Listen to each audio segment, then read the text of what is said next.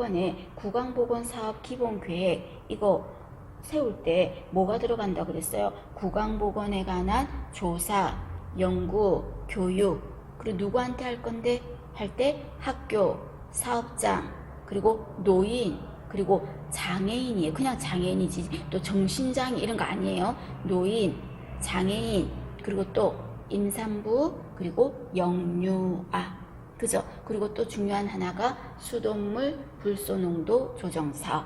그렇게 들어간다고 했죠. 그죠? 그거는 꼭 알아야죠, 여러분. 이런 거를 여러분들이 지금 이 시점에 틀리시면 조금 더 정확하게 중요한 거를 더 많이 해야죠. 주변에 참고하는 거를 더 많이 하는 것보다. 그죠? 그래서 이런 거를 여러분이 정확하게 내가 자꾸 이런 중요한 거를 틀린다면 혹시 공부하는 핀트가 난 열심히 하는데 자꾸 중요한 걸 틀린다 하면은 혹시 공부하는 방향을 조금 잘못 잡으신 게 아닌가 싶어요. 그래서 중요한 거를 정확하게 알고 넘어갈 것. 아셨죠? 요거 69번 중요합니다. 그 다음에 70번도 마찬가지예요. 자, 요양병원 개설자를 써요. 요양병원 개설할 수 있는 자 누군데요?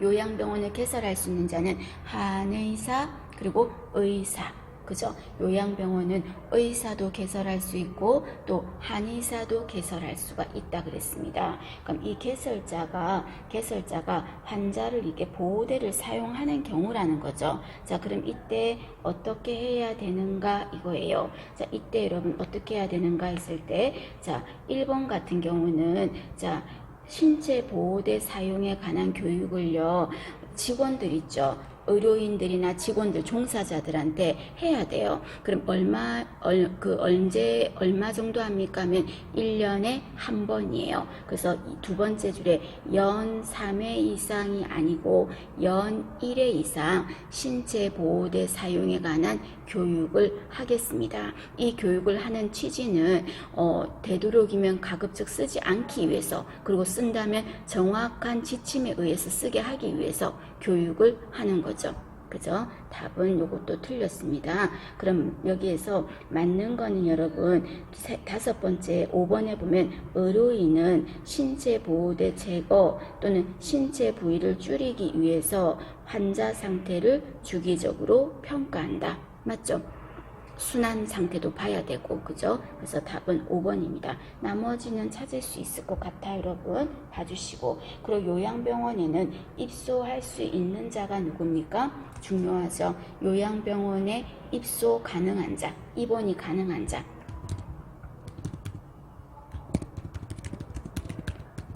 입원 대상자. 자, 요양병원에 입원할 수 있는 자는 노인만 입원하는 게 아니었죠. 뭐라고 해야 된다?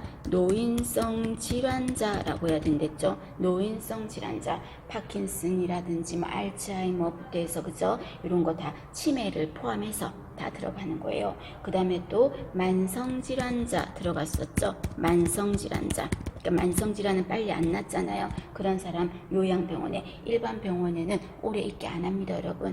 병상 회전을 효율적으로 이루어져야 되니까. 그 다음에 또 수술이나 또는 어디 크게 다쳐가지고 회복기에 있는 사람, 회복기 환자들은 좀 오랫동안 재활치료도 받고 그래야 되잖아요. 그래서 회복기 환자, 이런 사람들이 요양병원에 입원을 하겠습니다. 자, 절대 여러분 누구는 여기에 입원을 못한다? 전염성 질환자, 뭐 감염성 질환자 같은 말이죠. 또 누구도 못합니까? 여기에 정신질환자는 입원을 할 수가 없어요. 되셨습니까? 치매는 할 수 있죠. 봐주십니다. 자, 그 다음에 실기입니다, 여러분. 71번. 자, 71번에 빈혈에 대해서 쭉 설명이 되어 있는데, 빈혈 중에서 1번, 이거는 무슨 빈혈이에요? 1번은 비타민 B 12번, 그죠? 빈혈 하면은 비타민 B 12번 하면은 악성 빈혈. 그 다음에 2번에 철결핍성 빈혈 하면은 이거 왜 생긴 거예요? 철결핍성은 식습관이 불충분할 때, 불충분한 식사라든지 대표적으로 출혈 이런 것 때문에 생길 수가 있겠죠. 출혈. 그 다음에 4번에 보면 용혈성 빈혈 있죠. 자, 용혈성 빈혈은 이건 뭐예요? 혈구가 파괴된 거. 혈구가 파괴가 되어서 생긴 빈혈이다 이래 말하면 용혈성 빈혈이 되겠죠. 그럼 이 용혈성 빈혈은 나타나는 증상이 뭐가 나타날까?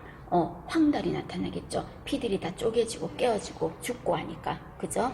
답은 여기에서는 5번 재생불량성 빈혈은요. 골수 기능이 떨어져서 생기는 빈혈이죠. 골수 기능의 저하로 생기는 빈혈이 재생불량성 빈혈이죠. 그럼 이 중에서 여러분 위암을 좀 조심해야 될 거. 위암 하는 건 뭐죠? 악성빈혈이죠. 그래서 악성빈혈은 위암을 늘 신경 써서 관리해야 되고, 위암 환자는 거꾸로 내가 혹시 악성빈혈이 생기지 않을까 하는 것도 신경 쓰면서 관리를 해야 됩니다.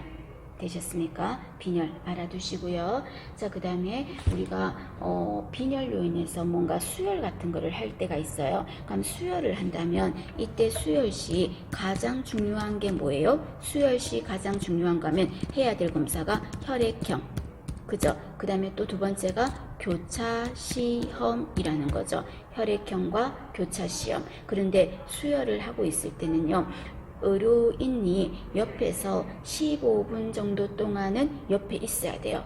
왜? 뭐가 나타날까봐? 부작용이 나타날까봐. 그래서 수혈을 하다가 이상 반응이 나타날까봐 15분 정도는 옆에 있어야 돼. 그럼 15분만 있으면 될까요? 네, 나타날 거라면 15분 안에 나타날 거거든요. 그럼 이상 반응이 어떤 겁니까? 부작용이 어떤 겁니까? 열나. 그 다음에 막 열나니까 땀도 나요. 발한. 그리고 막 추워해요. 열난다는 말은 추워했겠죠. 오한. 그리고 막 창백하기도 하고요. 그리고 머리도 아프고요. 그 다음에 호흡곤란. 그리고 청색증이 나타날 겁니다. 창백하다 못해서 나중에는 청색증까지 동반되는 게 이게 바로 수혈의 부작용이에요. 그럼 이런 부작용이 나타나면 어떻게 해야 돼요? 부작용이 나타나면 수혈을 즉시 중단한다. 주입을 중단하는 거죠. 되셨습니까? 자, 그 다음에 수혈할 때 혈액은 어디에 보관해야 돼요? 실온에 두면 안 되고 냉장 보관이겠죠. 혈액은 냉장 보관이죠. 그런데 수혈할 때는 어떡하지? 차가운 상태로 그대로 안 하죠. 수혈할 때는 체온만큼 높여서 수혈을 하겠습니다. 체온만큼 높여서 수혈을 하겠습니다. 그러니까 혈액을 가온시키는 기계를 이용해 가지고 혈액을 체온 정도로 높여서 하겠습니다.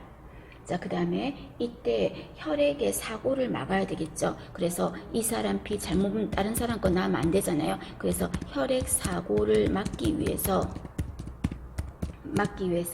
혈액 확인은 몇 번에 걸쳐서 할까요?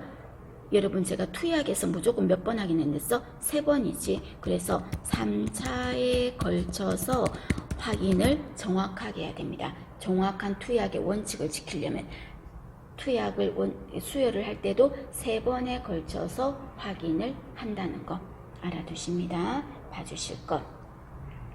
그리고 수혈은 여러분 섭취량에 들어가요? 안 들어가요? 섭취량에 포함된다 안 된다? 포함된다.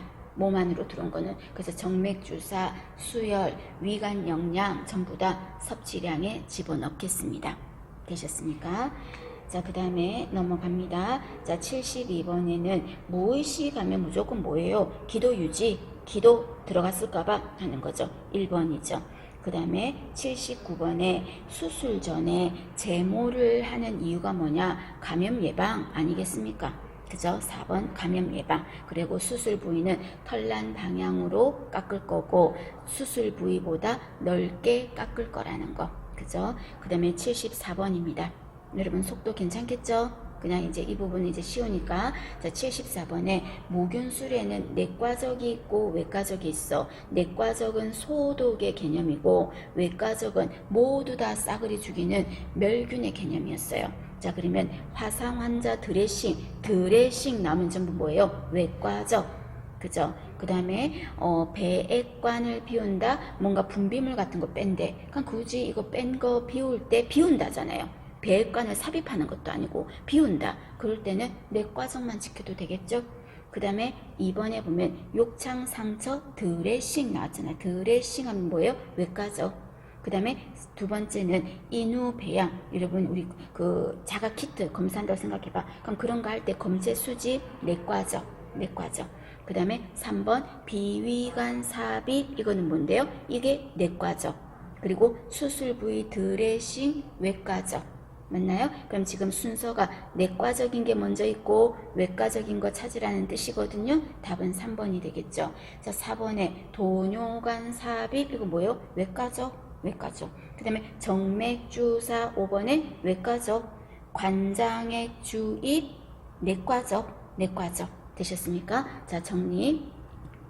자, 내과적 무균술만 지켜도 되는 상황인 거, 내과적 무균술만 해도 되는 거 어떤 경우 있었습니까? 덩하고 관계되는 거랬죠. 관장 또 덩하고 관계되는 게 장류 교환, 인공항문 주머니, 그죠?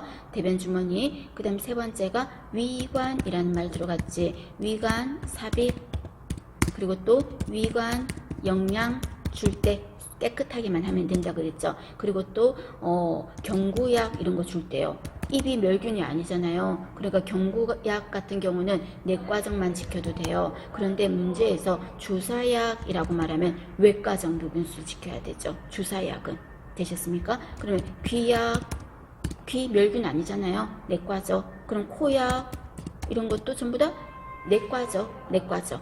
되셨죠? 그리고 이 환자를 따로 떼놓고 싶어. 그 환자 균이 다른 사람한테 옮길까봐. 격리 내과죠. 격리실 들어가면서 수술실처럼 시킬 필요는 없지 않습니까? 그 다음에 백혈병, 화상 환자 이런 환자들은 또 어때요? 따로 떼놔야 되죠. 그런 거는 역격리라고 그러죠. 그럼 역격리 하는 환자들도 수술실처럼 그 환자를 케어할 필요는 없죠. 그래서 이때도 소독의 개념으로만 해도 되는 거죠. 되셨습니까? 내과적 무균술의 예를 정확하게 알아두시면 나머지는 외과적인 거에서 걸러내실 수가 있을 거예요. 자, 그 다음에 76번에 보시면 75번에 보시면 자, 욕창 발생 위험이 자, 항상 문제에서 가장 높다, 뭐 가장이라는 말이 나오면 섣불리 답을 바로 체킹하려고 하지 마시고 한 번 더 차분하게 생각하세요. 출제자는 뭘 원하는지를. 출제자는 자, 이때 가장 높은 환자, 당뇨 환자도 생길 수 있고 부종 환자도 생길 수 있잖아요. 실금도 생길 수 있고요. 자, 그런데 가장 높은 환자는 오랜 시간 안 움직여서 생기는 거라며. 이거는 안 움직여서 생기는 거잖아요. 혈액이 그쪽에 한 곳에만 계속 압박을 받으니까. 그래서 3번의 무의식 환자가 가장 대표적인 환자가 되겠죠. 그래서 욕창 하면은 떠올라야 되는 사람들이 가장 대표적으로 무의식 환자, 그 다음에 또 마비 환자, 그리고 또 실금 환자, 또 부종이 심한 환자, 그리고 또 당뇨병 환자, 순환이 제대로 안 되니까요. 그리고 또 영양 상태가 불량한 환자, 요런 사람들한테 욕창은 잘 생깁니다. 봐주시고. 그리고 이때 혈관이 눌려서 생긴 거라 그랬잖아요. 이때 혈관은 동맥, 정맥 또 아니고 어떤 혈관이 모세혈관이 폐쇄되어서 그쪽이 막혀서 산소가 영양분이 안 가서 뭐가 된 거예요? 조직이 썩은 거지. 그래서 폐쇄되어서 피부가 괴사한 질환이죠. 그래서 얘는 욕창은 어떤 질환에 속한다? 피부계 질환에 들어가겠습니다. 되셨습니까? 봐주실 것. 그 다음에 76번입니다. 자, 팔꿈치예요. 팔꿈치. 자, 이때 신전이라고 있어요. 여러분, 점점점 그게 뭐지? 비포, 실선, 애프터. 맞나요? 그럼 점점점 있는 것 중에서 2번 보자, 여러분. 2번. 1번은 어깨 운동이에요. 팔꿈치 운동이 아니라 어깨의 외전 운동입니다. 수평인 상태에서 외전입니다. 외전. 수평으로 해놓은 상태에서 이렇게 모니터를 저를 보시면 이쪽 팔을 보세요. 이렇게 되어 있는 상태에서 어떻게 이렇게 하는 거예요. 외전이 뭐예요? 중앙에서 멀어지는 거죠. 이 상태에서 뻗은 상태에서 이렇게 바깥으로 수평인 상태에서 바깥으로. 그래서 수평외전이에요. 1번은 어깨 운동입니다. 어깨 어렵습니다. 그 다음에 2번 보세요. 2번은 무슨 운동이다? 자, 펴져 있던 팔이 꼬부렸죠.